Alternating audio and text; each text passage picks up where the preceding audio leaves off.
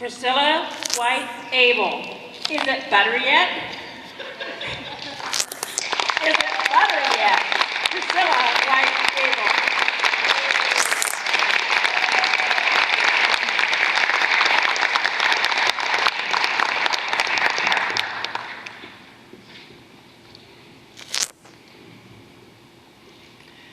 Fellow Toastmasters, I would like to take you all back with me to Virginia about 40 years ago to a small farmhouse where I was raised and help my mother make some butter.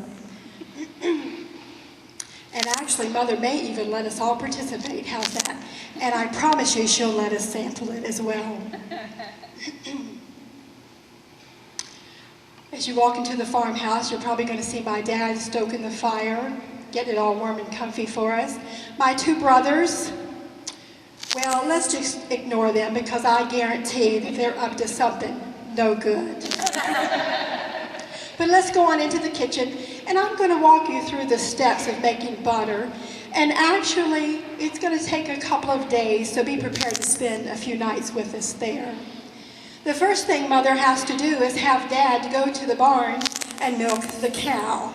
Now, all of us farm people had our very own personal milk cow, and that was her name, Milk Cow. Now, she had to be milked twice a day, rain, snow, sleet or hail, wedding, funeral, whatever, she had to be milked twice a day. It just so happens that the one we had to be milked 4 a.m. and 4 p.m. every day.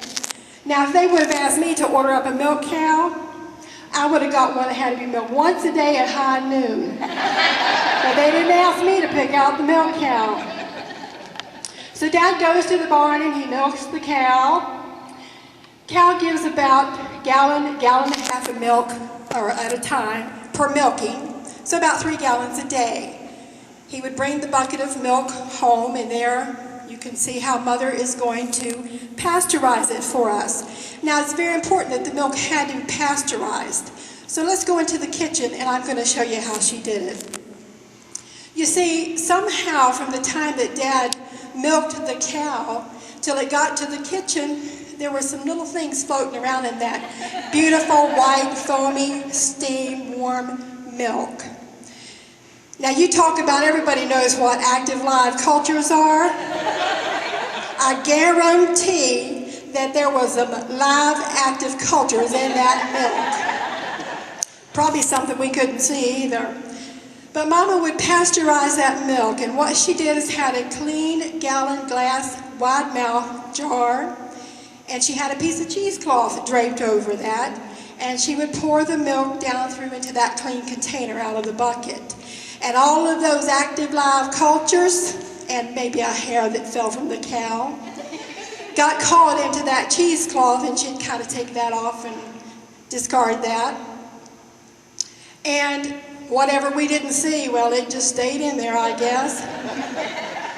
So Mother would take the milk then and put it in the refrigerator. And depending on what kind of cow you had as to how much fat was on that milk, you're going to look in the refrigerator in a few minutes as it gets cold, and you're going to see probably about 4 inches of cream on the top of that gallon of milk. Now, Mother's going to take it out for us, and she's going to take a ladle and skim that cream off the top of that milk. And you can watch her as she does that, and she'll put it in a different container, leaving skim milk for us to drink. Now, there might be a few times, and she won't do it while you're here observing, but sometimes we might be in a hurry for a drink of milk, or she just doesn't need the cream, so she'll stir that 4 inches of cream up into that milk, and we'll take us a big old glass of milk. Now, you want to know why I look like this? I'm telling you why. Ladies, you don't want to put that in your skinny vanilla latte, okay? So Mama's going to take all the cream off and put it in a separate container back in the refrigerator, and she's going to do that over a couple of milkings until she gets about 4 or 5 gallons of cream. So y'all come on back in here in the kitchen now, because it's butter making day. Mother's got about 5 gallons of cream, nothing but cream. So let's all take that cream out. We're going to put it in the churn. Now the churn is a 10-gallon churn, a crock-like material. She's going to put all of that 5 gallons or so of cream into that churn. Going to put a towel over the top of it, but don't worry. She's going to need some help because you see, I woke up this morning with a tennis elbow, so I can't really help her. Well, that's probably from too many times that I helped Dad milk the cow. So I guess it's not really tennis elbow, it's probably mad cow disease. So we're going to help Mama drag that churn behind the old cook stove in the kitchen where it's nice and warm. And we're going to put that churn back there behind that stove. It's got to stay warm. You see, the milk has to stay warm. Now we're going to leave that there for about 3 days to rot. Oh, I'm sorry, Mama. I didn't mean to say rot. It's just going to get all thick, like just real thick cream, real thick, like condensed milk. About 3 days it takes to rot, or I'm sorry, to get like cream, condensed milk. And so, you know, now that I think back, all those times that we had what we thought was the common cold or the flu, I think it's really salmonella. We just didn't know anything about it. She brings it out butter making day, and she takes the top off and puts the dash in there, which is like a broom handle with slats across the bottom, and she starts turning up and down. Once you start, you can't stop. It takes about 30 minutes to move. I can't do it with this arm. So 30 minutes later, she's got butter, beautiful fluffy butter, and she takes the lid off, and there's that beautiful fluffy butter. Take that off, and we're going to watch how, and she might even let us help with this. Puts it in a pan, scoops it off with her hands, a pan of ice water. And she keeps kneading and squishing and changing the water until it runs clear. You got to have clear water. You don't want any milk left in the butter.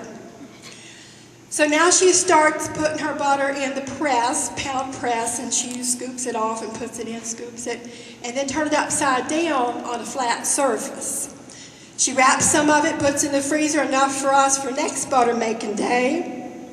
And some of it she saves for us. What I didn't tell you while you were still asleep at 3:30, she has some biscuits in the oven. Not just any biscuits, these are plate-sized biscuits. You want to know why I look like this? I'm telling you why. You take the lid off the biscuit, you don't put a touch of butter. You put a 1/4 cup butter on that biscuit, put the lid on it. When you bring it up here and the butter is dripping down, you know you got enough butter on your biscuit. You take a cup and you get a fresh cup of buttermilk. Right here's where it gets dangerous. I'm warning you, when you take the first bite, it's going to make your tongue slap your brains out. Enjoy.